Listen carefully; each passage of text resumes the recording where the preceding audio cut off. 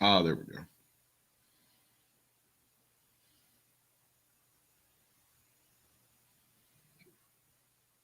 By the way, I actually was watching the Braves game last night, and the controversy. And I watched that, and when I saw it, from 12 angles, I said, "Holy shit! That guy never touched the plate. There's no fucking way he was safe." And of course, they called him safe, and because Atlanta has, what should we say, problems. The fans didn't handle it well. They just didn't handle it well. The fans chart looks like we got about a bunch of thugs down there, Dan. But why have replay if you're not going to reverse that fucking call? Okay, the catcher did a great job. The catcher did a great job. He blocked the plate, and they,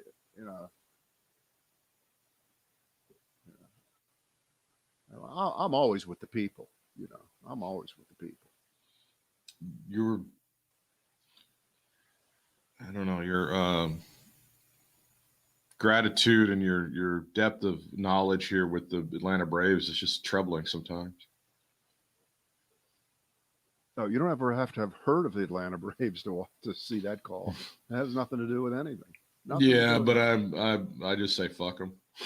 They suck. Oh, so and I'm glad, what you're saying is because their name is racist, they get calls against them. Yeah, fuck them. That's exactly right. That's the agreement. That's got to be it. Yeah.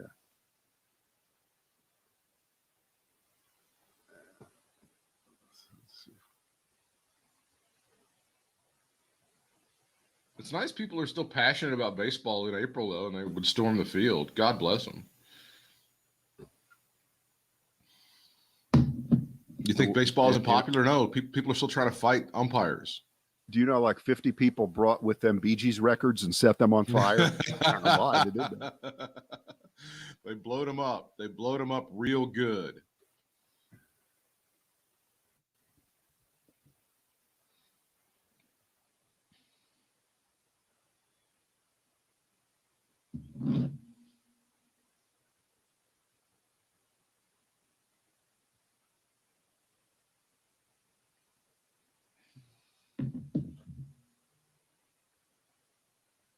Que acabasse com aquela fadiga muscular.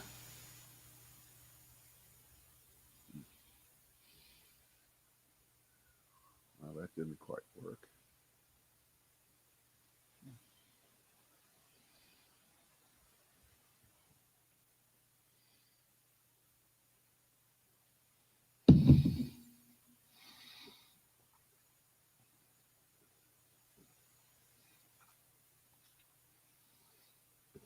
Sometimes it sticks, sometimes it doesn't.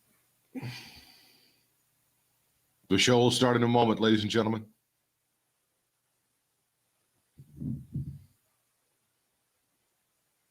I really like the way you say things like "ladies and gentlemen." I feel like it is 1946 again. I'm sorry, I'll update it. Ladies and gentlemen, those identify as neither. Is that okay for you? Is that going to work for you? Or? Yeah, that's what I meant. That's what I meant.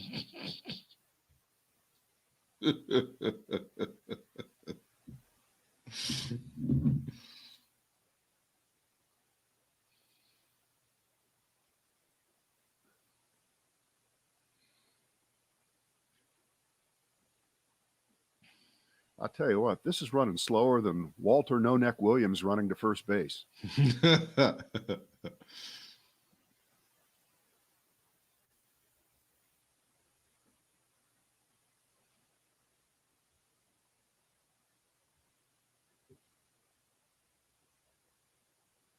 I'm really in a zone here. I'm getting all these won't load, reload, wait. What's going on here? What's going on? Sorry about this. Can't help it. Can't help it.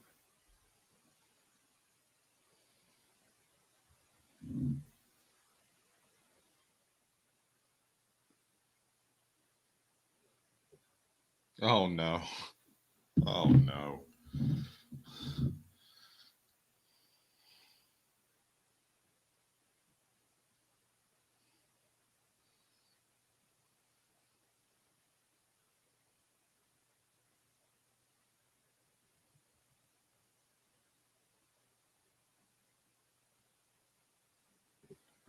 think that's it. Okay, let's go.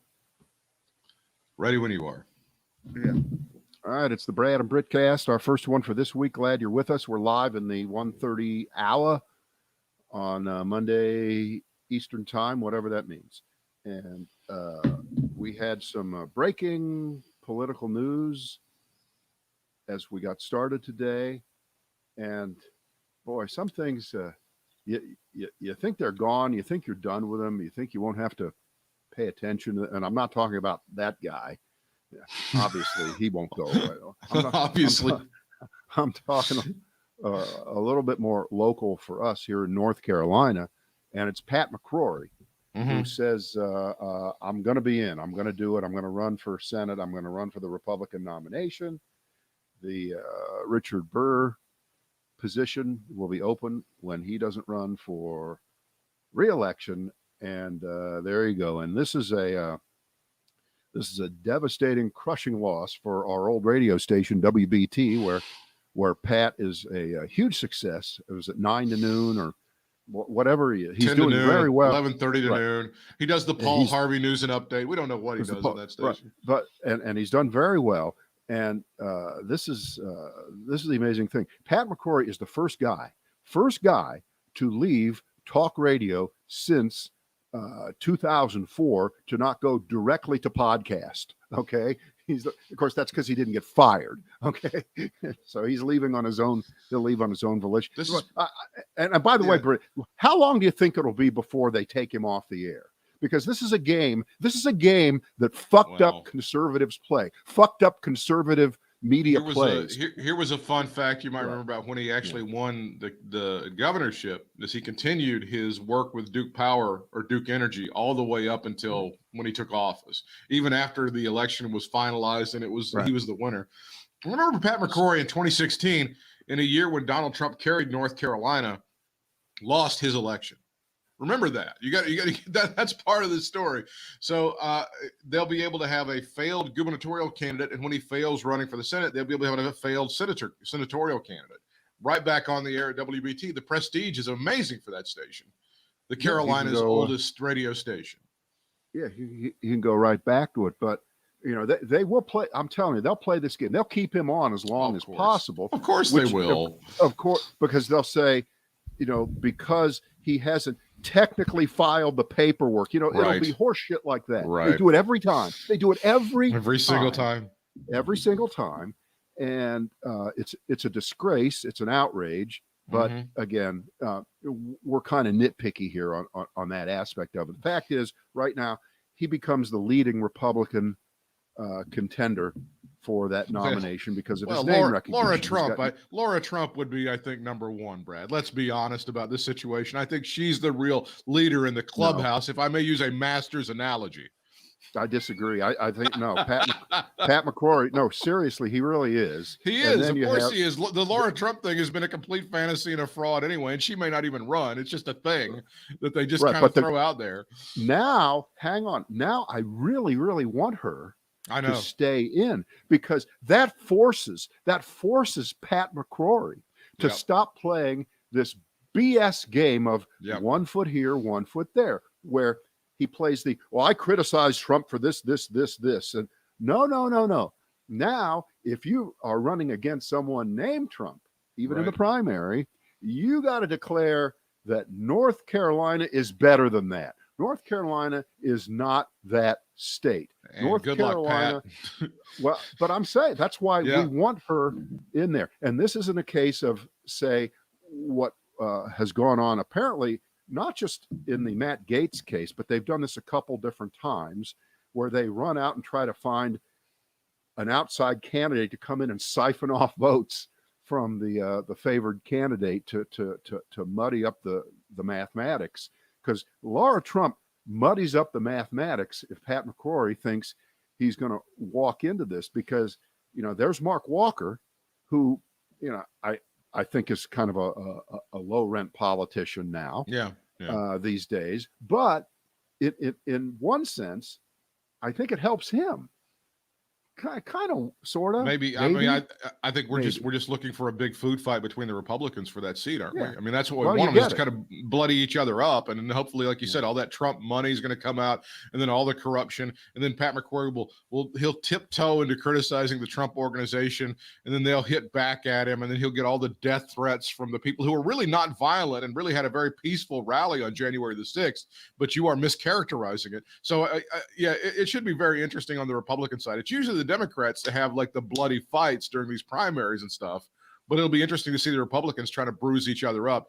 I mean, again, if she even decides to run, I'm with you. I hope she does, because that'll make it even that much more interesting. And Pat McCrory should have to defend some of this bullshit, or try to at least differentiate himself from some of the Trump horseshit that he's basically just a little teeny criticism of over the years, for sure. Well, all you have to do is go back for the last 4 years to NBC and say, I need to get a look at all of Pat McCrory's appearances on Meet the Press, because for some inexplicable reason, they would have him on every couple months. I think he's just got I think he had a good publicist. I think that's what he had. It was a good publicist. Right. I mean, when the guest, the graphic says Pat McCrory, ex-governor of North Carolina. Why? Get a governor. Get somebody who matters. Get somebody.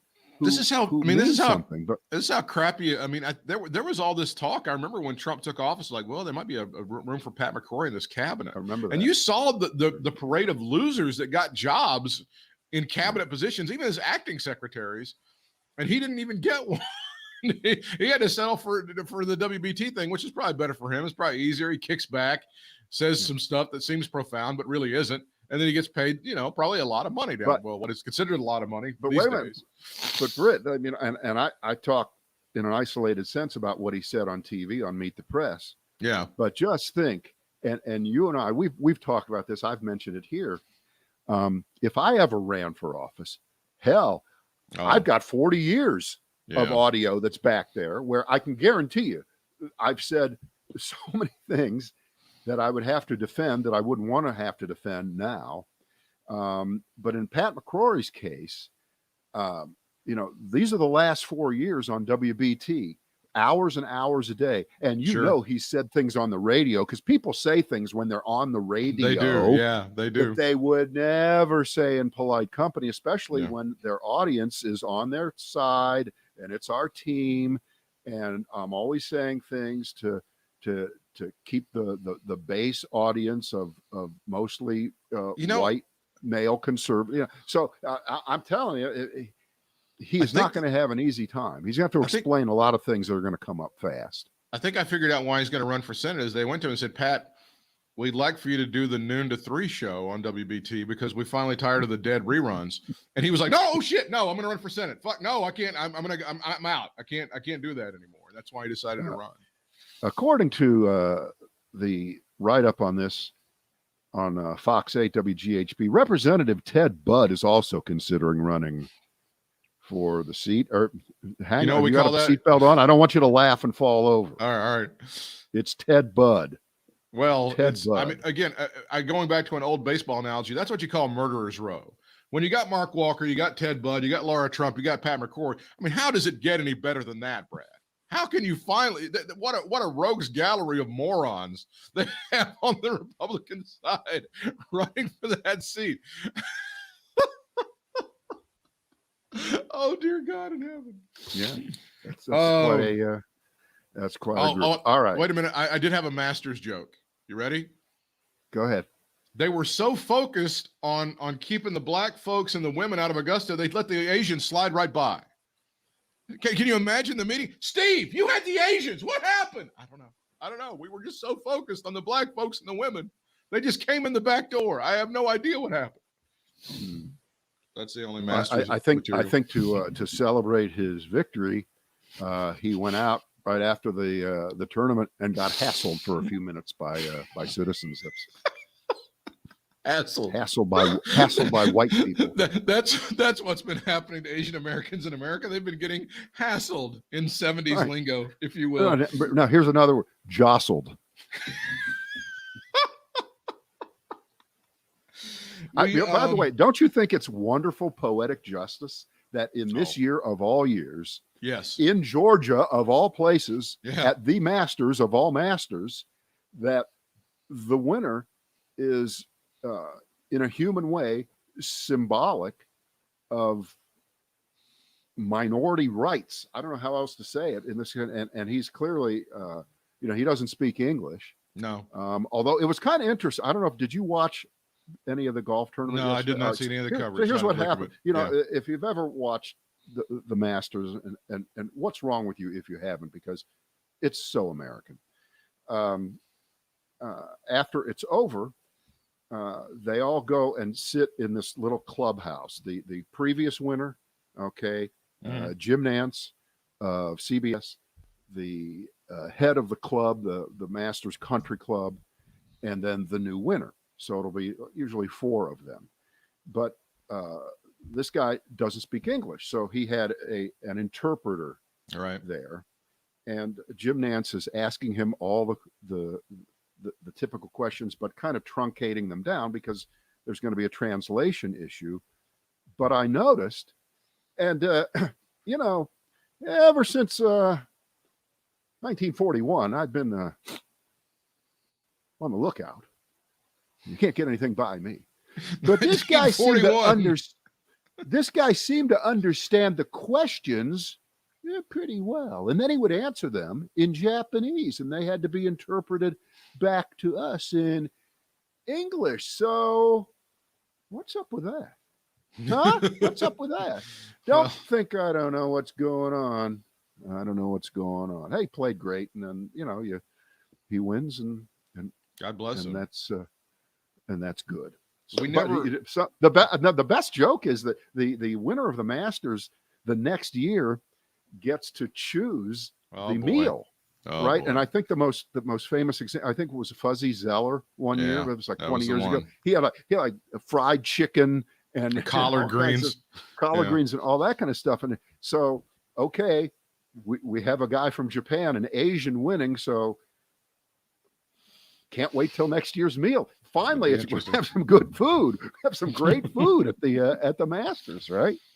We never really do breaking news on a podcast because it just doesn't work. But they have announced, and this situation only gets more tragic and even worse, in Brooklyn Center, Minnesota, where Daunte Wright was shot by a police officer and killed last night as we record this on Monday.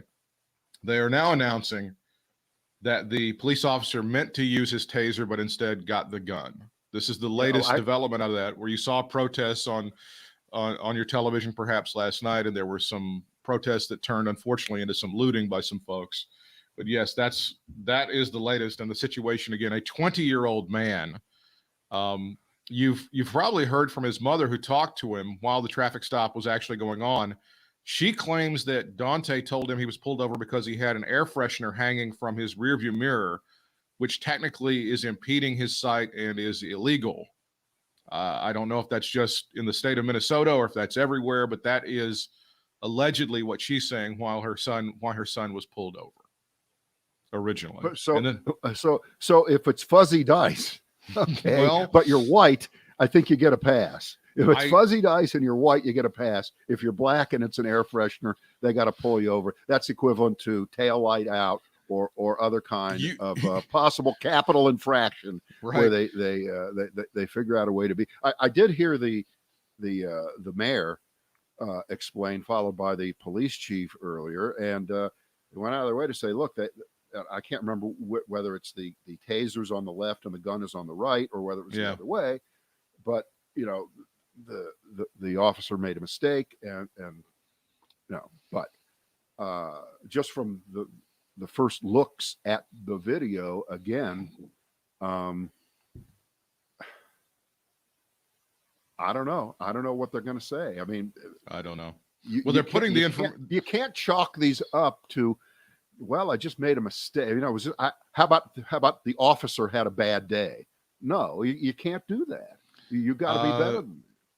I don't want to use the term unfortunate. It's obviously tragic. And they found what happened was they pulled him over allegedly for having this By the way, you and I have lived on this planet, I think a combined 115 years. Have you ever heard of anyone being pulled over because they had an air freshener or anything hanging from the rearview mirror? Please come up with something better than that. I can't. I'm sorry. Please. I don't Oh, know. And then they ran his information. They found out he had an outstanding warrant. We don't know what the warrant was for yet. They have not released that information. He re-entered the vehicle. That's when apparently the officer, according to the police now, are saying that he yelled taser and actually got gun. He shot Mr. Wright. Mr. Wright then drove the vehicle down the street and then crashed it.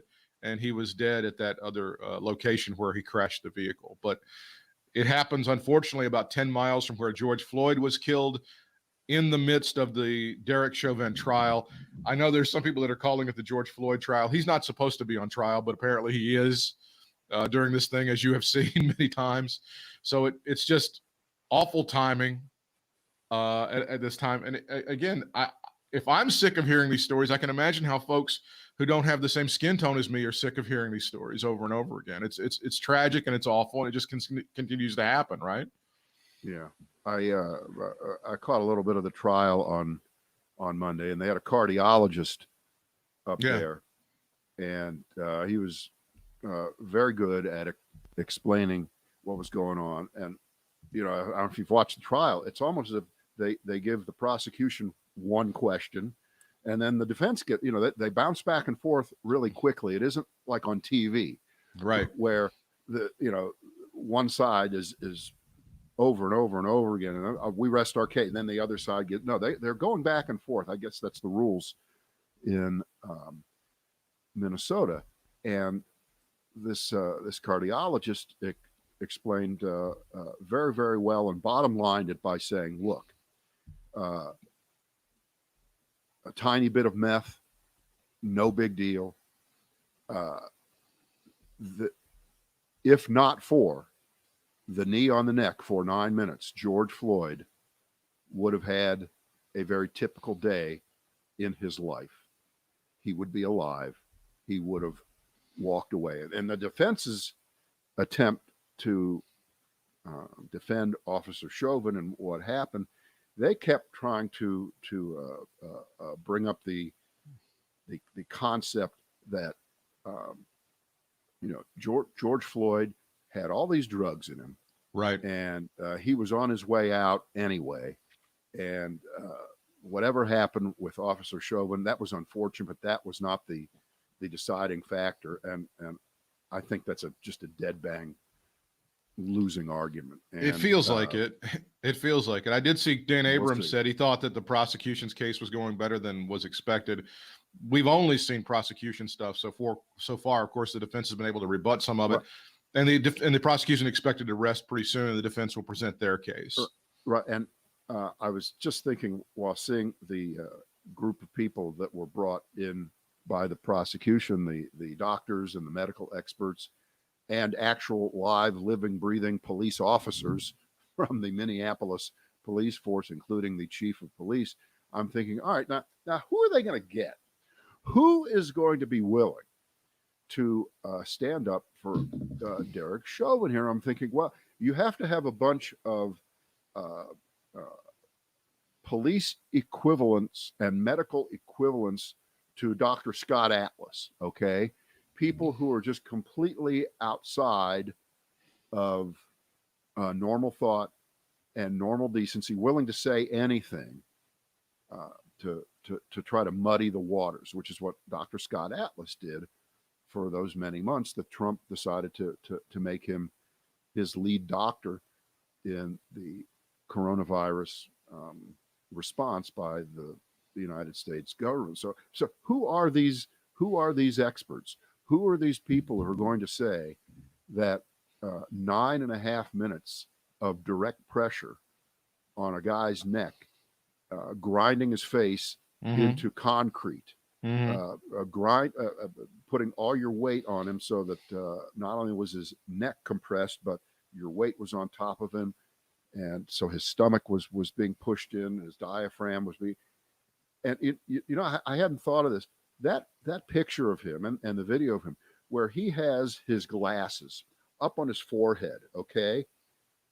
that is the most casual use Yeah. of glasses that like when you're laying at the beach, okay, Yeah. you're wearing sunglasses and somebody brings you something over to read, you have to pick up your sunglasses and put them on the top of your forehead, Right. and that's because you're at the beach and you're relaxing. This guy is on top of a man and he's killing him, and I don't know how you get from that casual look that that Rob Roy I want to be in Land's End posing for some kind of police uniform look in the year 2022 summer edition catalog that's going on. I don't know how you get from that look to, well, he couldn't concentrate because the crowd was making a lot of noise. Mm-hmm. He seemed pretty damn relaxed in what he was doing. He Right. seemed pretty much in control of his faculties. He Well, didn't seem for one second like he was. His hands are in his pockets. Yeah, His yeah, hands are right. in his pockets. It's ridiculous. Right. I mean, the whole situation was just like, yeah, I don't see how you do that. But it's a horrible situation. I mean, this is one of those where thoughts and prayers. I think it's legitimate to say that they go out to Minnesota, and it's just heartbreaking to see this happen. I'm sure we'll get a lot more information as this goes on, but the police are releasing this information because they want to control it, because it's not going to be flattering to them. I think the officer actually said taser and then shot. Yeah. So that's going to be on the body worn camera. That information is going to come out and they're going to go. So the police are trying to get the idea of getting ahead of it. Like, look, what you're going to see. Just want to let you know. Well, they showed it. Did you see it? They've shown it. It's there. They're not lying. They're not lying about that moment. No, I thought they would try to get out ahead of it, like just to prepare you, just to prepare what you're about to see. Yeah. You're going to see him yell taser and then actually have what we call a gun, shoot bullets. And it's unbelievable. But, again, I think maybe I've lived in a cocoon of whiteness for a while. I'm not understanding what's been happening to black folks in America. And this is the kind of thing that they've unfortunately been all too used to for many, many, many, many decades. For a long time. What you're saying now, really, there's no way to measure the degree of what you're saying being a small part of the puzzle. But now, because of police video that exists now, remember we had a time in the United States up until about 25 years ago where there was never any video of anything ever. It didn't exist. Then you had about a 15-year period of dash cam video, right? Cam video. That's all there was. And then the body cam video in the last 5 to 10 years has become pretty much ubiquitous, although it isn't everywhere.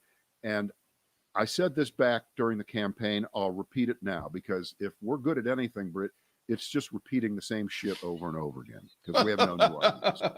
But I said back then, when the Democrats were getting pounded all over the country, and they did get pounded in a lot of elections, not the presidential election. They didn't pay the price in the presidential election, obviously, but in Senate races, in House races, in local races, in state houses across America, the Democrats paid a heavy price for the defund the police statement that got hung all over every Democratic candidate running. That's correct. And it is still there. It did not go away. And Republicans who have no ideas, no real theories on what to really do except oppose Democrats, own the libs, and make pithy little statements. I said that Democrats should have said, we're going to spend X number of dollars, whatever it takes, a couple $1 billion. We did the calculations. I think it was a couple $1 billion at most, to make sure that every police officer was outfitted with body cams, because there's still a lot of police forces that don't have them, can't afford them for whatever reason. And to me, that was an example of funding the police, right? Mm-hmm. In a positive, affirmative way that you would have been hard pressed to oppose. What was going to be the Republican, the conservative, the Trumpian pushback to that? No, we don't want police officers who don't have body cams to have them. What about freedom of choice? What about their freedom? No, it wouldn't stand up, because everybody realizes now that the only thing the only thing that is protecting citizen rights against police abuse, and it doesn't even guarantee it, because sometimes the video can be right in our face. We're looking at it right now in the George Floyd situation. But the only thing comes close to protecting citizens is to be able to say, look, this is what happened. Look at the tape. Look at the video. So I think, we need more video. We need more video. You've also forgotten the amazing video of Rodney King being beaten half to death, and how that didn't work either. When they actually did have video, when there was no video, and you could see it clearly. Except the only thing that was slightly that wasn't the if you had the quality video that we have now, the high def, the high definition, you don't miss a word. You don't. Well, that's such a great point. If high definition video, and you would be able to zoom in the way you are now, would that whole situation have been different? I think so. That's an interesting thought. If you would have had high quality, high definition video, would those officers have walked like they did? Right. That's interesting. And of course, we always have to say, but we're not sure that would have made the difference. No, we're not sure either. Yeah, sure. But I think that's an interesting thought. Can we talk about this? What is this thing called? The Save America Summit. Did you hear much about this thing down in South Florida over the weekend? Well, I mean, the news leaks out, and but before we spend too much time on it, I think what we have is a desperate cry for relevance by a guy whose stock is going down. It's going down day by day by day, or as the writer for The Week magazine, WEEK, wrote in a great piece, Trump has finally jumped the shark. And he talks about some of the things that Trump mentioned over the weekend, going after Mitch McConnell. He's a stone cold loser. All right, first of all, Trump, how many fucking times have you used the phrase stone cold to describe anybody? Britt, 1,000 times? He has no vocabulary, none. No. So he's a stone cold loser and an idiot. And Mike Pence is a total coward, loser, a piece of shit, because he wouldn't try to help overthrow the government on January 6th and help Trump overturn the election. And of course, that's not the reason Mike Pence is a coward. The reason Mike Pence is a coward is because he won't say one goddamn word about what happened on that day. And he won't denounce Donald Trump, and he won't blame Donald Trump. And he doesn't care that his life and his entire family's life was in danger, and the lives of every other member of Congress were in danger that day. That's why he's a coward. It's not because he wouldn't do the wrong thing and put a stamp on the votes of the Electoral College. And so that's how screwed up Trump is. And that's the point of this guy's piece, that Donald Trump, he's got nothing left now.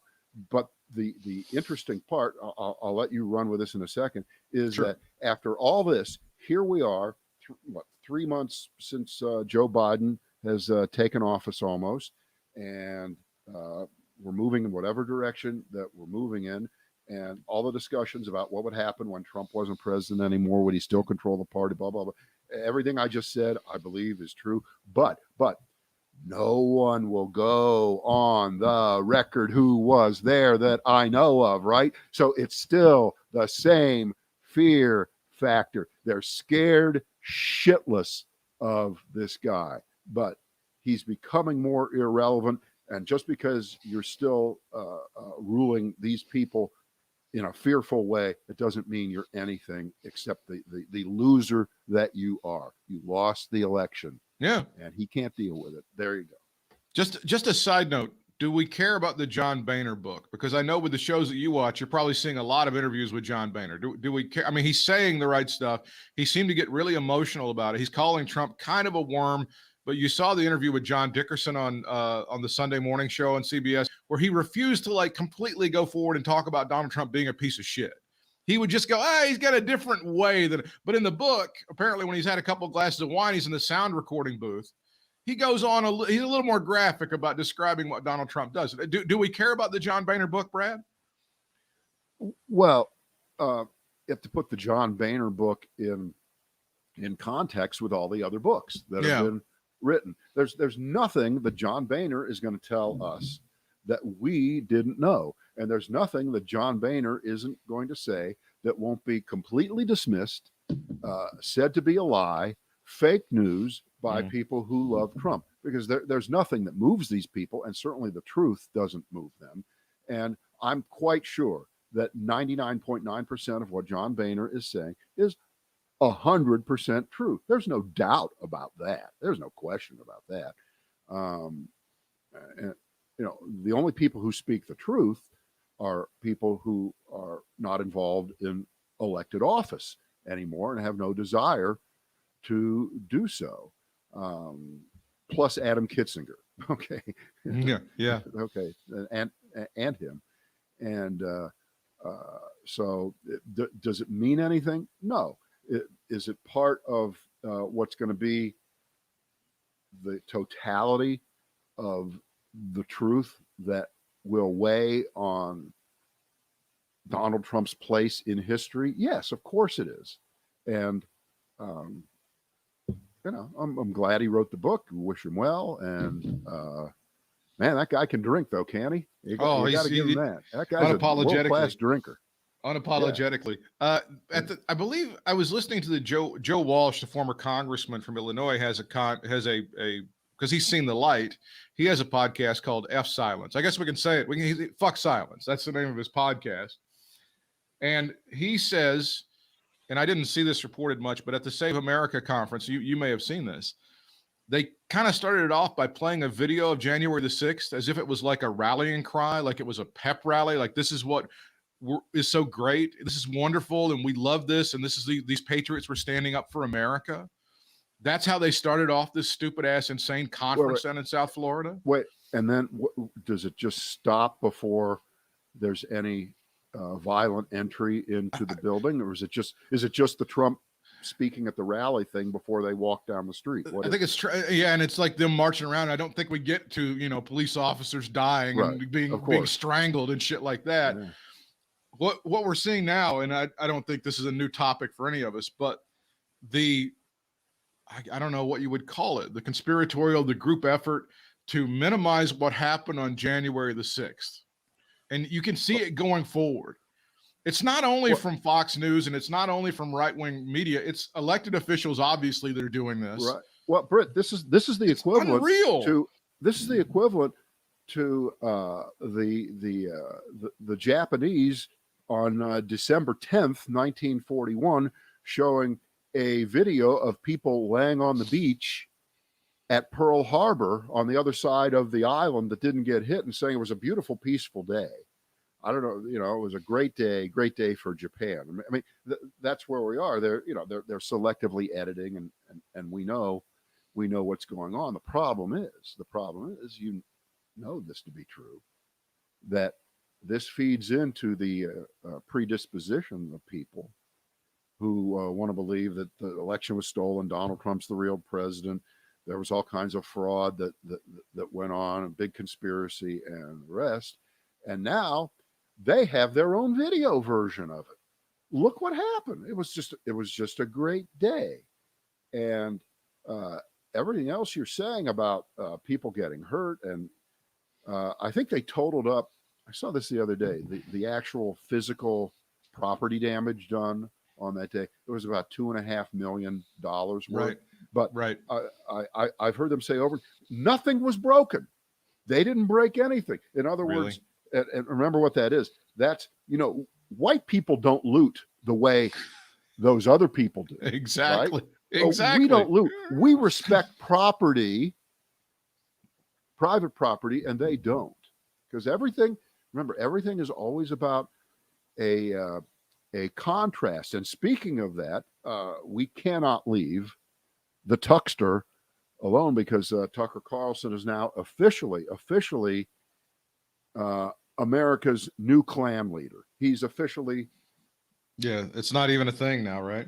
It's not even a thing. Doesn't try to hide it. And I'm sure you're up on this. And that I think on Thursday night, he went on this crazy ass rant, essentially saying that all immigration particularly illegal immigration, is a democratic liberal plot to quote unquote replace us, we the white people, that by browning the voting electorate by hundreds of thousands, millions, that dilutes your vote. It makes your vote less relevant. And that's the secret plan that's there. And of course, that just refers right back to Charlottesville. Jews will not replace us.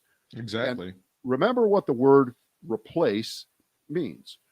Replace, a basketball team has, NBA teams have what, 11 or 12 players? 12. Right? 12. Okay. If a great young player is drafted, okay, and he makes the team, one of those 12 has to go. That person gets replaced, and the number stays the same. Okay. But if suddenly the NBA says, all right, well, we can now have 13 or 14 or 15, no one's getting replaced, right? We're just adding. And the United States, from the day it was founded, has not been replacing people when immigrants come, whether it was from Ireland, whether it was from Italy, whether it was from South America, whether it was from the United Kingdom or Canada. They weren't replacing, quote unquote, us. That was just an addition. But now, suddenly, when people come from Guatemala or Honduras or El Salvador, for whatever reason, even if they're 11-year-old children who come here, they're sent here by their parents, and they make the trek all across Mexico, as horrible as that is, and they ask for asylum, and they are matched up with their relatives who live in New York or Montana or wherever. That you talk about the problems on the border. That's not replacing anybody. No one's being replaced. So to say that white people are being replaced by Tucker Carlson, this is the worst form of racism I can imagine. It just doesn't get any worse than that. And he's standing by it. And you're crazy to think that this isn't true and everybody knows what's going on. And no, that's not what's going on. And by the way, the assumption behind what he's saying, remember, is that all people who come into the United States from other countries are going to be voting Democratic. So that's right? I think the problem is that the Republican Party can't craft a message that would attract these people that might immigrate to this country. I think that's the problem. Right. And by the way, you know what? They could if they wanted to make the effort. And it's easy to point to success that Republicans have been able to show, albeit not tremendously, but certainly numerically, in the last election. I'm not talking about 2016. I'm not talking about 2018. I'm talking about the one 5 months ago. Those border counties, those border districts in Texas increased their percentage for Trump. They got more Republicans voting for Trump. Now, whatever, you can explain it however you want, but the fact is that puts a lie to the idea that automatically brown people won't vote Republican. Of course they will. Of course they will. They've always had at least 15, 20%. It varies. It moves up. It moves down. But to say that this is some kind of evil replacement theory to make white people not have any voting influence anymore is just ridiculous. And by the way, I understand it's fear of the future. I know all that. And it's cute to kind of minimize and say that, oh, Tucker Carlson's just this guy on at 8:00 on Fox. On all of these straw polls, he's one of the top contenders for the presidential nomination in the Republican Party in 2024. I mean, he's one of those guys. He's up there with almost, of course, if Trump runs, he's the guy. If Trump does run in 2024, he'll get the nomination. But if he somehow croaks before then, or doesn't run, or he's in jail, then Tucker Carlson has a decent shot at being one of the contenders, at least to start the nomination process. So he's not just some guy over here just yammering. He's a guy that could be possibly a guy who would be in line to get the job. Now, I don't know what his chances would be in the general election. Can't tell you. I also, based on 2016, I would never knock anybody out. I would never say that guy can't win an election. I would never say that because of the Electoral College and the bullshit involved there. But my point would be the minimization of what happened on January the 6th is going to continue going forward, and it's going to continue in remembrances. Next January 6th, the people who think that this are trying to minimize this and say it was nothing, and say we shouldn't memorize this, memorialize this, or commemorate this because it wasn't that big a deal. I disagree with you. I think they're going to celebrate it. Oh, they're going to celebrate it as a great day. Isn't that the irony? Isn't that the irony? Donald Trump claimed that there were Muslims dancing in New Jersey on 9/11. These people are actually going to be dancing on January the 6th of next year, right? They'll probably have a festival with a concert. They'll get Toby Keith or somebody or Big and Rich to play the thing, right? Well, this concept, this idea, clearly owes its roots going all the way back to 1865 and beyond as the Civil War ended. I mean, there was a concerted, protracted, never-ending effort to recast what happened during the Civil War to the point where, and I can remember that's still talking, but people still say it. When I moved to North Carolina, I'd never really lived in the South. I'd lived in Winston-Salem for a couple months, but moved here for real in 1987. Mm-hmm. And I remember back then hearing it more than I hear now. Maybe because we're not doing day-to-day topics on the radio or having that kind of, but the number of people who were willing to say then, and probably still now, the Civil War was not about slavery. It was about states' rights, and that they had some kind of intellectual heft to divide those two issues and say that because it was only about states' rights, what's the big deal with slavery? Okay. Yeah. And that started probably the day that the troops started coming home after the Civil War, and it's never ended. And it's amped up through the entire period. It gets worse. It may be worse now than it was then. It may be worse now than it was in 1987. Right.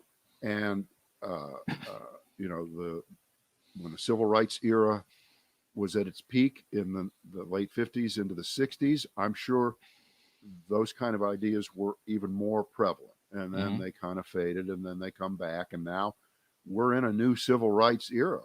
There's no question about it. And the reason we're in a new civil rights era is because, one, we're aware of what is going on. Number two, a lot of us are able to better accept and understand a long past that most of us have not really thought about, including liberals, including Northern liberals, including all of us who think we're well educated. You know what? We didn't even have to think about this stuff. Didn't affect us. Wasn't a big deal. All right. And now we're all in it. And we can see the equivalent to what was then called massive resistance to school busing. And there's a different version of it now. It's called, massive resistance to vaccines. Oh. It doesn't matter what the issue is. They can gin up opposition to whatever seems to be the reasonable government position. Hey, by the way, I was thinking about it. Here we are. Today is April 12th, okay? Just think about where we were 1 year ago, April 12th, 2020. I mean, that might have been the peak of fear. There's a lot of fear. That was a lot of fear going. That was when there was no toilet paper. Everybody cleaned out the stores. Right. The NCAA tournament had been canceled. All of everything was shut down. Nothing was going on. Schools were closed. And we really had no real visibility. And the prediction on a vaccine was a year and a half, best case.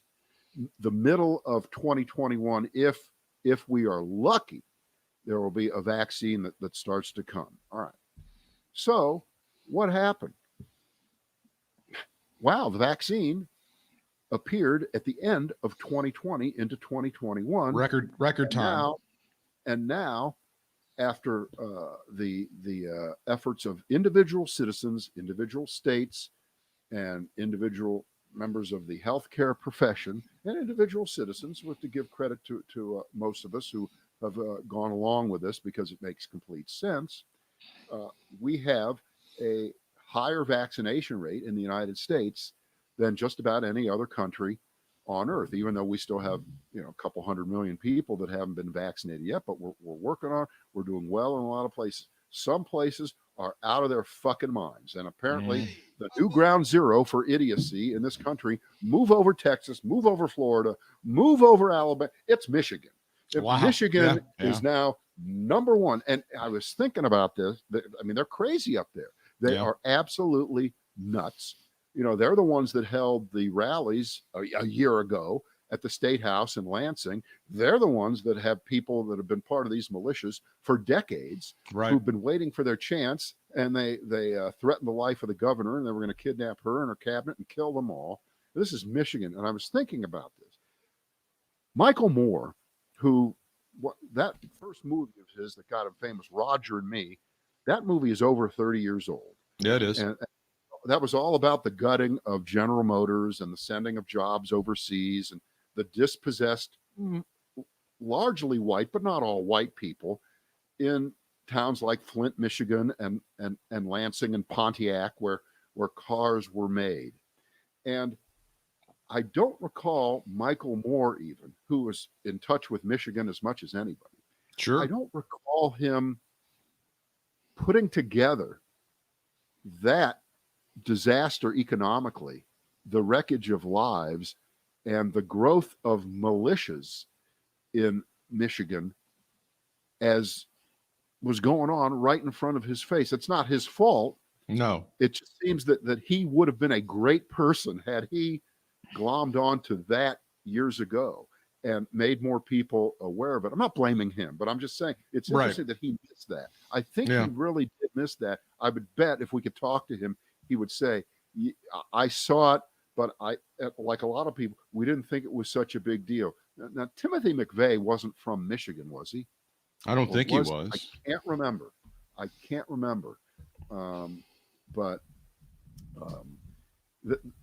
This has been going on, since the Civil War, and this is a new iteration of it. This is a new version of it. So a year ago, we were really up Schitt's Creek. The country was, the world was.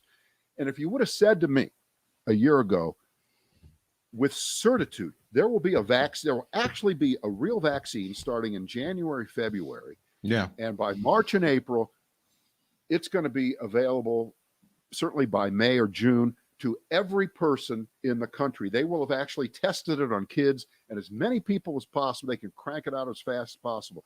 And the United States and the United Kingdom are the only two countries, I think, where the Pfizer and the Moderna vaccines, which are produced in these countries, we're not exporting them yet. We're getting a little heat for that, but the deals that were made were America first, UK first. And that's why UK and the United States have a high percentage of their citizens vaccinated. Europe is just in complete turmoil for other reasons. Right. They've really messed it up. But if you would have said to me, we'd be at this point, and the big problem would be, number one, vaccine resistance. There'd be a lot of people that didn't want the fucking vaccine. You didn't hear anybody a year ago, I don't say anybody, hardly anybody say, boy, if they get a vaccine, I just don't ever want it. I'm never going to want it.